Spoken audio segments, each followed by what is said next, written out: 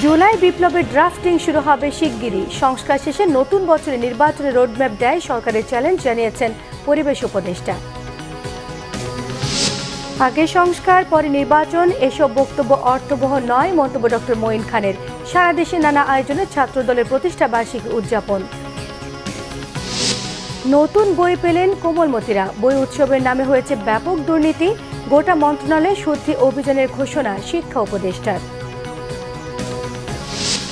জুলাই গণ অভ্যুত্থানের ৬২৮ শহীদের পরিবার আর ১,৬২৮ জন আহতকে আর্থিক সহায়তা প্রদান, জানিয়েছেন সার্জিস আলম। ব্যয় ৪৭ কোটি ৩২ লাখ টাকা। দেখছিলেন ক্রাউন সিমেন্ট সংবাদ শিরোনাম। এবারে বিস্তারিত। পরিবেশ, বন ও জলবায়ু পরিবর্তন বিষয়ক উপদেষ্টা সৈয়দ রিজওয়ানা হাসান জানিয়েছেন, জুলাই ঘোষণাপত্র নিয়ে সবার সঙ্গে আলোচনা শুরু হয়েছে, দ্রুতই ড্রাফটিং শুরু হবে। শিক্ষার্থীদের বেঁধে দেওয়ার সময়ের মধ্যে প্রোক্লামেশন লেখা শেষ হবে বলেও জানিয়েছেন তিনি।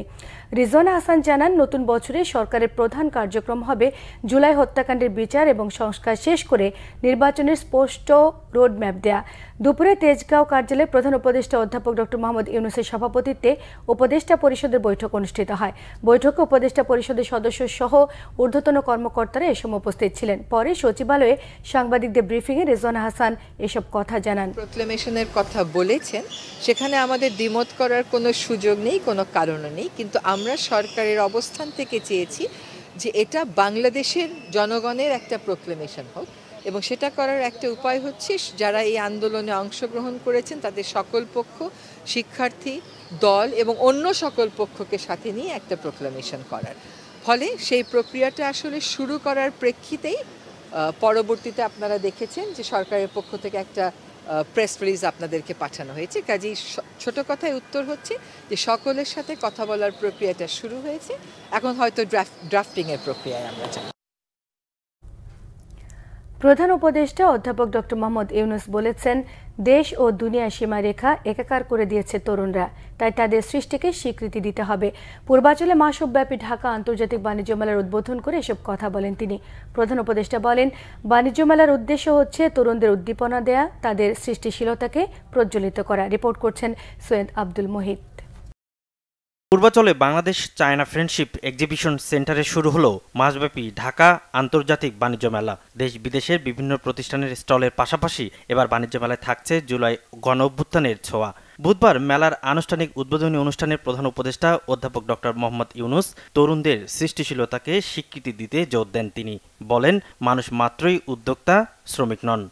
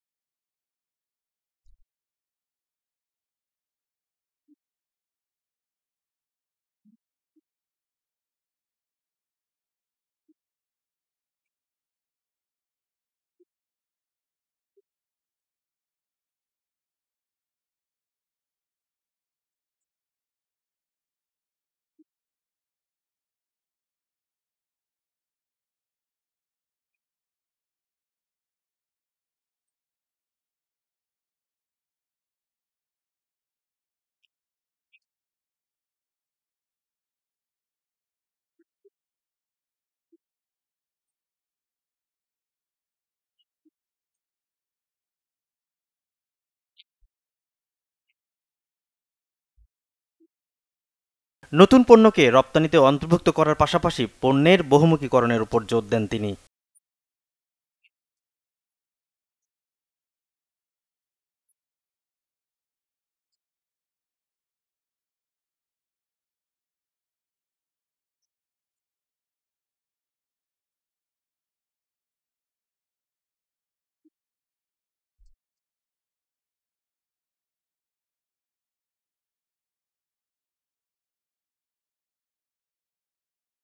রপ্তানি পণ্যের প্রসার ও প্রণোদনা দিতে প্রোডাক্ট অব দ্য ইয়ারের পাশাপাশি এন্টারপ্রেনিয়ার অব দ্য ইয়ার ঘোষণা করেন।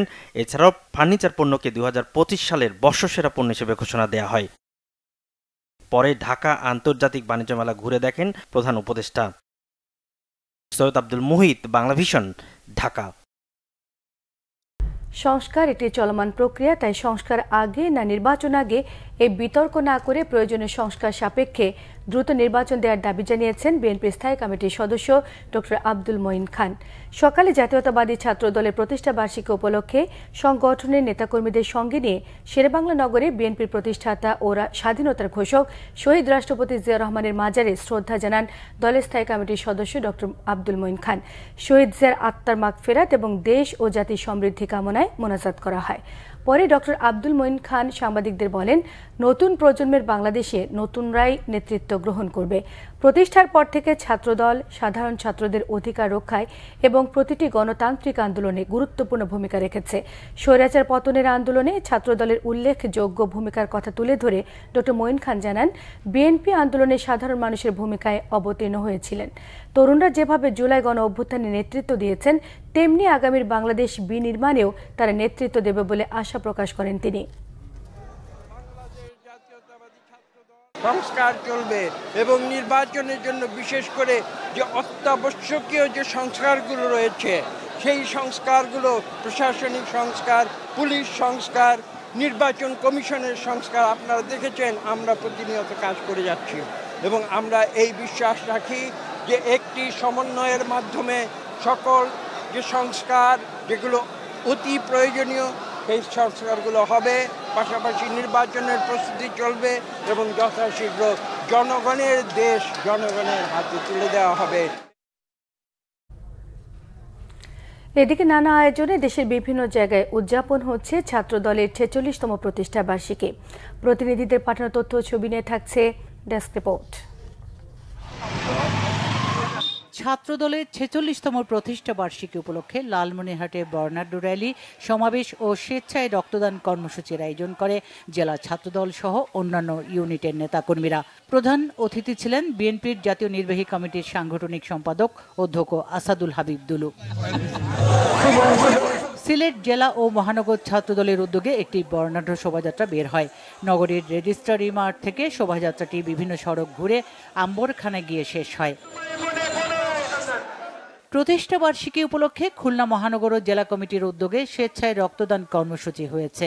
কেডি ঘোষ রোডে অবস্থিত বিএনপি কার্যালয়ে কর্মসূচির উদ্বোধন করেন মহানগর বিএনপির আহ্বায়ক অ্যাডভোকেট শফিকুল আলম মনা। নানা আয়োজনে দিবসটি উদযাপন হচ্ছে বিভাগীয় শহর বরিশালে।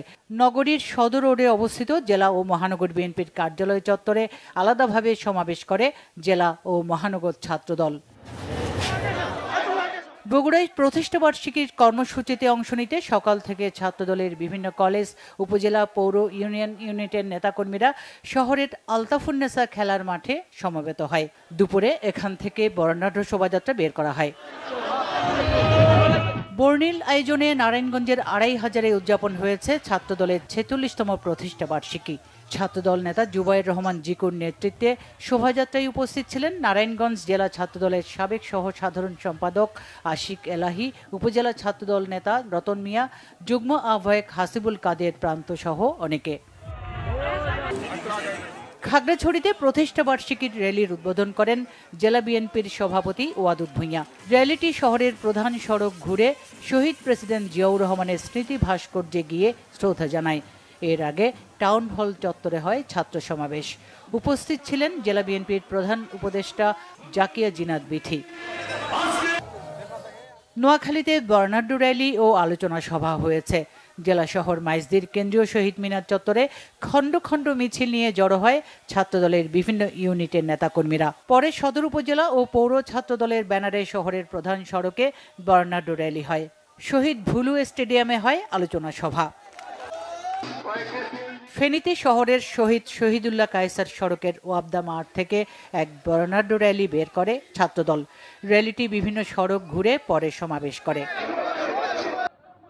হবিগঞ্জে জেলা ছাত্রদলের উদ্যোগে শহরে একটি আনন্দ র্যালি বের করা হয়। হবিগঞ্জে জেলা ছাত্রদলের উদ্যোগে শহরে একটি আনন্দ র্যালি বের হয়। এটি শহর ঘুরে পরে সমাবেশ করে। প্রধান অতিথি ছিলেন কেন্দ্রীয় বিএনপির আন্তর্জাতিক বিষয়ক সম্পাদক Ahmed Ali Mukib. Bangla vision news desk. নতুন বছরের প্রথম দিনে সারা দেশের প্রাথমিক শিক্ষার্থীদের হাতে বই তুলে দেওয়া হয়েছে। বই পাচ্ছে প্রথম থেকে তৃতীয় শ্রেণী পর্যন্ত শিক্ষার্থীরা, তবে বই পেতে কিছুটা দেরি হবে চতুর্থ এবং পঞ্চম শ্রেণীর শিক্ষার্থীদের।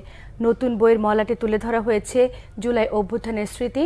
এনসিটিভির চেয়ারম্যান জানিয়েছেন 20 জানুয়ারির মধ্যে সকল শ্রেণীর বই স্কুলে পৌঁছে দেওয়া হবে। আর শিক্ষা উপদেষ্টা জানান, বই উৎসবের নামে বছরের পর বছর দুর্নীতি অপচয় হয়েছে। গোটা মন্ত্রণালয়ের শুদ্ধি অভিযানের ঘোষণা দেন তিনি। বছরের প্রথম দিনে শিক্ষার্থীদের হাতে বই তুলে দিতে না পারায় দুঃখ প্রকাশ করেন শিক্ষা উপদেষ্টা। আরও জানাচ্ছেন মুবাশির আহমেদ। নতুন বই, নতুন বছর, উৎসব মুখর রাজধানীর স্কুলগুলো। সকাল থেকেই প্রাথমিক শিক্ষার্থীদের নিয়ে স্কুল প্রাঙ্গণে অভিভাবকেরা। এবার 1 থেকে 3 পর্যন্ত শিক্ষার্থীদের সব সাবজেক্টের বই বিতরণ করেছে স্কুলগুলো। 4 ও 5 এর শিক্ষার্থীরা পাবে কিছুটা বিলম্বে, তবে বই পাওয়ার আনন্দ সবার মনেই। আমরা স্কুলে এসেছি, নতুন বই পেয়েছি, অনেক ভালো লাগছে। আমরা বই পাইছি 3টা, বাংলা, অঙ্ক, ইংলিশ। সকাল 8টার সময় আসছি, এসে একটু খেলাধুলা করছি, খেলাধুলা করে লেখাপড়া করছি, করে বই দিছে। বই এখনো পাইনি, আমরা পাবো, কিন্তু এখন আমরা খুশি। আমার ছোট ভাই বোনরা পেয়েছে, আমরা পাবো কিছুক্ষণ পর আমাদের দিবে, আমাদের ভালো লাগছে। প্রাথমিক বিজ্ঞান, বাংলাদেশ ও বিশ্ব পরিচিতি, তারপর আমার বাংলা বই, ইংলিশ 40-তে বা প্রাথমিক বিজ্ঞান, তারপর হচ্ছে যে ইসলাম শিক্ষা। এটা পেয়ে আমার অনেক ভালো লাগছে। দীর্ঘ সময় পর কোমলমতি শিক্ষার্থীদের এবারের নতুন বইয়ের মলাটে এসেছে বিশেষ পরিবর্তন। জুলাই অভ্যুত্থানে শহীদের স্মৃতিকথা তুলে ধরা হয়েছে সব বইগুলোর মলাটে মলাটে। পাঠ্য বইয়ের অভ্যন্তরীণ বিষয়েও পরিবর্তন আনা হয়েছে বলে জানান শিক্ষকেরা। অন্যবার তো 5 পর্যন্ত প্রথম দিনই দিতাম, কিন্তু এবার তো আসলে প্রেক্ষাপটে বই হয়তো আসতেছে, দিব, আমরা হয়তো অল্প সময়ের মধ্যে দিতে পারবো। কিছুটা পরিবর্তন হয়েছে, যেখানে মানে প্রায়োরিটি পেত হচ্ছে আপনার শেখ মুজিবুর রহমানের জীবনী, আত্মজীবনী যেটা, সেটা একটু আসে নাই। আর বইয়ের পিছনে সেটা হচ্ছে যে প্রধানমন্ত্রী বই বিতরণ করছে, সেটা আসেনি। এটা মুক্তিযুদ্ধর হাত আসছে, তারপরে হচ্ছে নীতিবাক্যরও কিছু চেঞ্জ এসেছে। আর ভিতরে আপনার দেশ সম্পর্কে যেগুলো সবই ঠিক আছে। রিক্সা চালক বা মুগ্ধ এরা দিচ্ছে, বা আপনার ওই যে মারা গেল প্রথম আবু সাইদ, ওর ছবিটা আসছে, এই চেঞ্জটা আসছে। এদিকে শিক্ষা উপদেষ্টা অধ্যাপক ডক্টর ওয়াহিদ উদ্দিন মাহমুদ বলেছেন, বই প্রকাশ নিয়ে অনেক ষড়যন্ত্র মোকাবেলা করতে হয়েছে। বুধবার রাজধানীর আন্তর্জাতিক মাতৃভাষা ইনস্টিটিউটে পাঠ্য বইয়ের অনলাইন ভার্সন ও EFT কার্যক্রম উদ্বোধন অনুষ্ঠানে একথা বলেন তিনি। কেউ সন্দেহের ঊর্ধ্বে না, বাইরের ব্যবসায়ীরা হোক, মজুদদাররা হোক, সিন্ডিকেট হোক, যেই হোক। এই জন্যই বলছি, আমি কাউকে এখন দোষারোপ করছি না। জানুয়ারির 5 তারিখের মধ্যে প্রাথমিকের বাকি সকল বই, 10 তারিখের মধ্যে মাধ্যমিকের প্রায় 8টি বই এবং 20 তারিখের মধ্যে সকল বই যাবে। মুবাশির আহমেদ, বাংলা ভিশন, ঢাকা। এদিকে সারা দেশে উৎসব মুখর পরিবেশে বই বিতরণ শুরু হয়েছে। কারিকুলাম পরিবর্তন এবং পাঠ্য বইয়ে পরিমার্জন সহ বিভিন্ন কারণে ছাপানোর কাজ দেরিতে শুরু হওয়ায় এবার এই সংকট বলে জানা যায়। বছরের প্রথম দিনেই চট্টগ্রাম মহানগরীর বিভিন্ন স্কুলে শিক্ষার্থীদের হাতে তুলে দেওয়া হয়েছে নতুন বই। শিক্ষার্থীদের পাশাপাশি বিভিন্ন স্কুলে ভিড় করেন অভিভাবকরাও। প্রাইমারি স্কুলগুলোতে তৃতীয় শ্রেণী পর্যন্ত বই এলেও চতুর্থ এবং পঞ্চম শ্রেণীর বই স্কুলে যায়নি এখনো। অন্যদিকে বেশিরভাগ মাধ্যমিক স্কুলে যায়নি কাঙ্ক্ষিত বই। জেলায় এবছর বইয়ের চাহিদা 2,48,00,000-এর বিপরীতে পাওয়া যাচ্ছে মাত্র 2.5 লাখ বই। এদিকে ময়মনসিংহে উৎসব মুখর পরিবেশে নগরীর সরকারি ল্যাবরেটরি স্কুলে বই বিতরণ উৎসবের উদ্বোধন করেন জেলা প্রশাসক মফিদুল আলম। এ মাসের মধ্যেই সব শিক্ষার্থীরা বই পাবে বলে জানিয়েছেন তিনি। সিলেটের বিভিন্ন স্কুলে প্রথম, দ্বিতীয়, তৃতীয় এবং সপ্তম শ্রেণীর শিক্ষার্থীদের হাতে নতুন বই তুলে দেওয়া হয়, তবে সকল শিক্ষার্থীর হাতে নতুন বই পৌঁছানো সম্ভব হয়নি। এদিকে বরিশালের সব প্রাথমিক এবং মাধ্যমিক বিদ্যালয়ের প্রথম, দ্বিতীয়, তৃতীয় এবং ষষ্ঠ শ্রেণীর শিক্ষার্থীদের হাতে তুলে দেওয়া হয়েছে নতুন বই। অনেকে বই না পেয়ে হতাশা এবং ক্ষোভ নিয়ে বাড়ি ফিরেছেন। এদিকে সকালে সাতক্ষীরা সরকারি উচ্চ বালক এবং বালিকা বিদ্যালয়ের বই বিতরণের উদ্বোধন করেন জেলা প্রশাসক মুশতাক আহমেদ।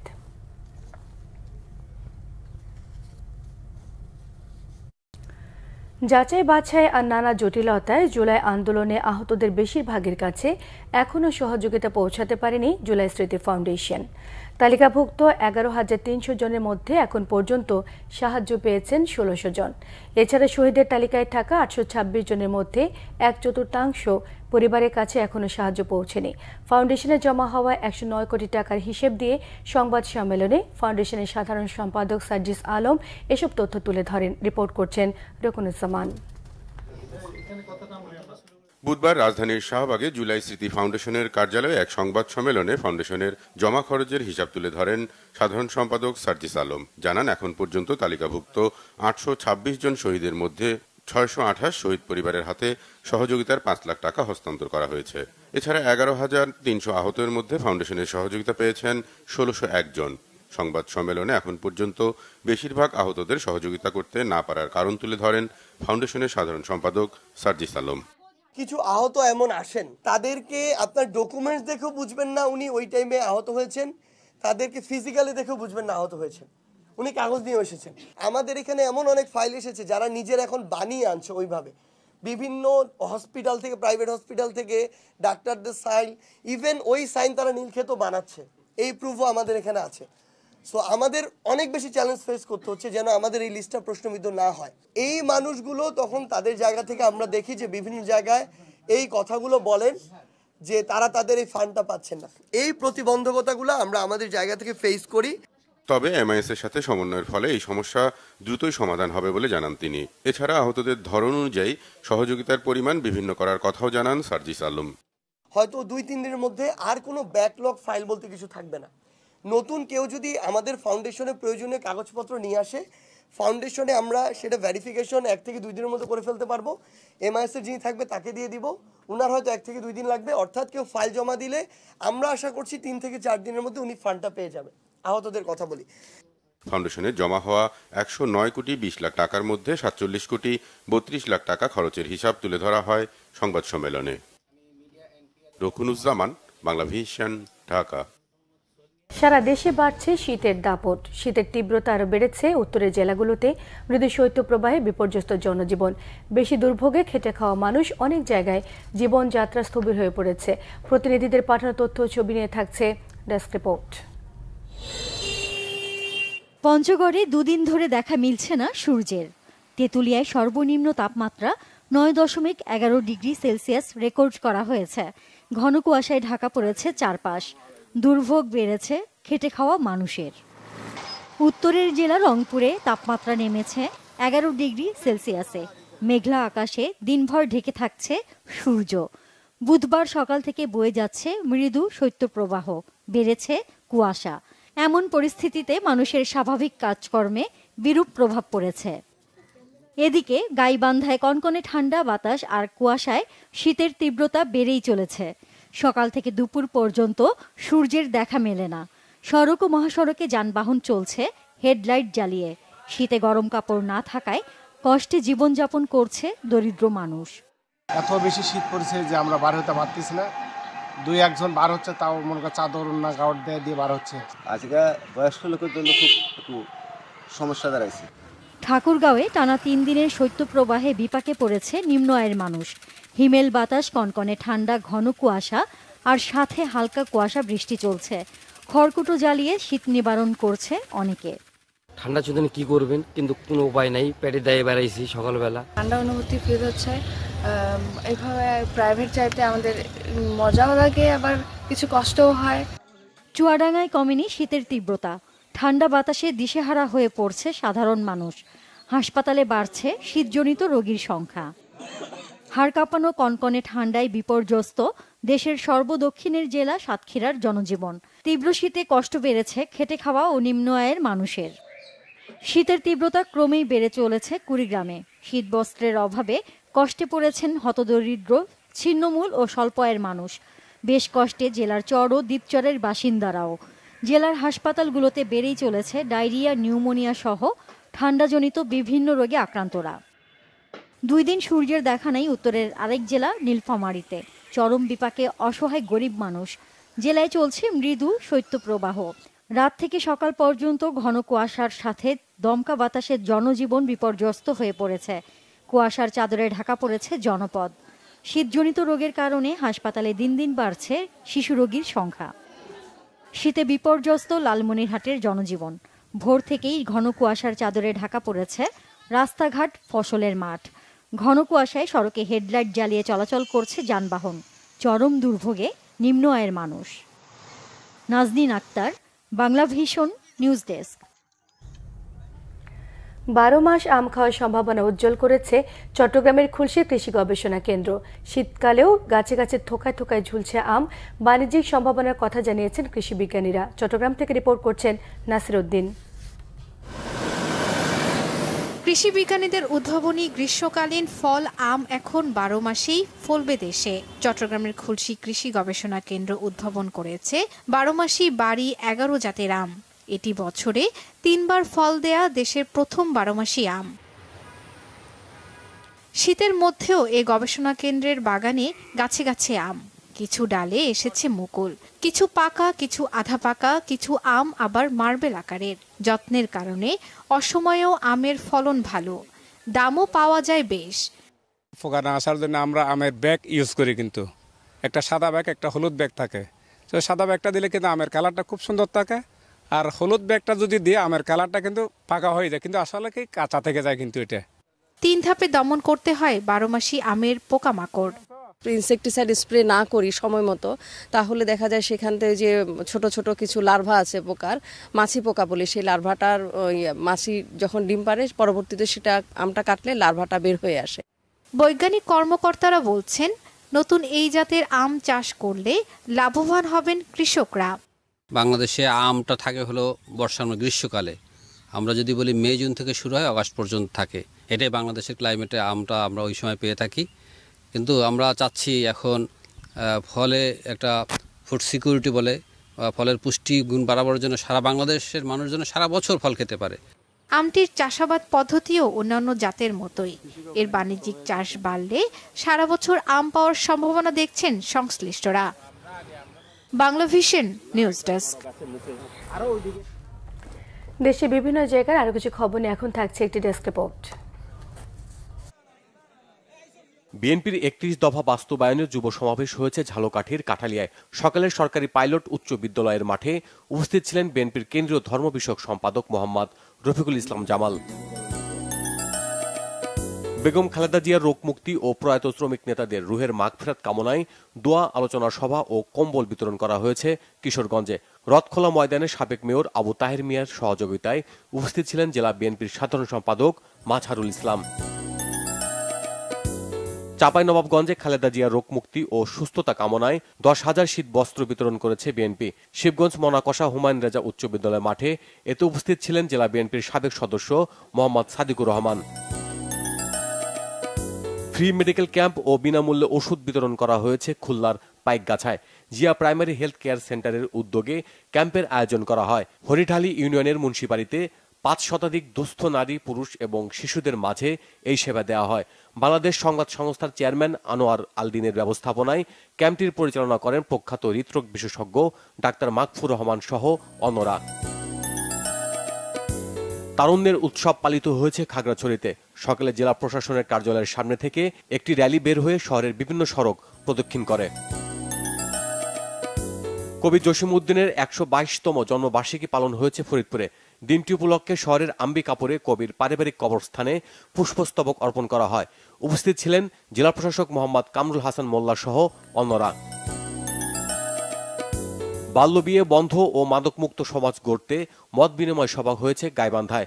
সুন্দরগঞ্জে বামনডাঙ্গা ইউনিয়ন পরিষদে এতে উপস্থিত ছিলেন উপজেলা নির্বাহী অফিসার।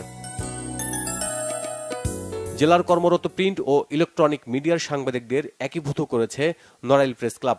গতকাল নতুন সদস্যদের বরণ এবং প্রতিষ্ঠাকালীন সাংবাদিকদের সংবর্ধনা দেওয়া হয়। উপস্থিত ছিলেন জেলা প্রশাসক Sharmin Akter Jahan. Bangla vision, news desk. সংবাদ শেষ করব ক্রাউন সিমেন্ট শিরোনামগুলো আরেকবার জানিয়ে দিয়ে। জুলাই বিপ্লবের ড্রাফটিং শুরু হবে শিগগিরই। সংস্কার শেষে নতুন বছরে নির্বাচনের রোডম্যাপ দেয় সরকারের চ্যালেঞ্জ জানিয়েছেন পরিবেশ উপদেষ্টা। আগে সংস্কার পরে নির্বাচন, এসব বক্তব্য অর্থবহ নয় মন্তব্য ডক্টর মঈন খানের। সারা দেশে নানা আয়োজনে ছাত্রদলের প্রতিষ্ঠা বার্ষিকী উদযাপন। নতুন বই পেলেন কোমলমতিরা। বই উৎসবের নামে হয়েছে ব্যাপক দুর্নীতি, গোটা মন্ত্রণালয়ে শুদ্ধি অভিযানের ঘোষণা শিক্ষা উপদেষ্টার। জুলাই গণ অভ্যুত্থানে 628 শহীদের পরিবার আর 1628 জন আহতকে আর্থিক সহায়তা প্রদান জানিয়েছেন সার্জিস আলম। ব্যয় 47 কোটি 32 লাখ টাকা। এই ছিল এখনকার মতো। পরের সংবাদ সন্ধ্যে 7:30টায় দেখার আমন্ত্রণ রইল। এছাড়া বাংলাভিশন সংবাদ ও সংবাদ সংশ্লিষ্ট অনুষ্ঠান দেখতে ভিজিট করুন www.bbnews24.com, facebook.com/বাংলাভিশননিউজে সাবস্ক্রাইব করুন, youtube.com/বাংলাভিশননিউজের সঙ্গে থাকায় সবাইকে ধন্যবাদ।